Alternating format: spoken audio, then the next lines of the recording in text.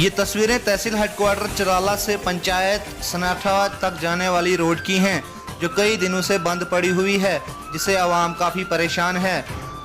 عوام نے ضلع انتظامیہ سے مانگ کی ہے کہ فوری طور پر اس روڈ کو بحال کیا جائے۔ جے کے ارلی نیوز کے لیے خلیق انجم کی چرالہ سے یہ رپورٹ۔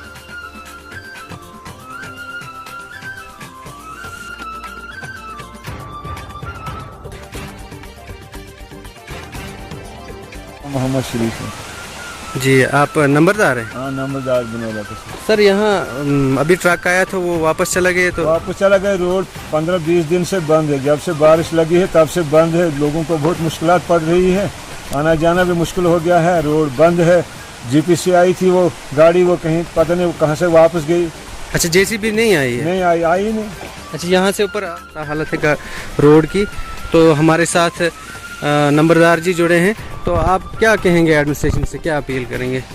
روڈ چاہے ہمیں صاف ہونی، یہاں گاڑی چلنے کے قابل بنائیں جلدی جلدی۔ اچھا، جے سی بی آنی چاہیے؟ جے سی بی لانا ضروری ہے۔ اچھا، تحصیلدار سے آپ اپیل کرتے ہیں ایڈمنسٹریشن سے؟ اچھا اچھا، چلو۔ روڈ بند ہے 15-20 دن سے، جب سے بارش آئی نہیں، کوئی گاڑی چل ہی نہیں پاتی ہے۔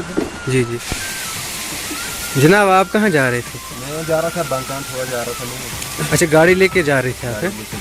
اچھا، تو یہاں گاڑی کیوں رکی ہے سر؟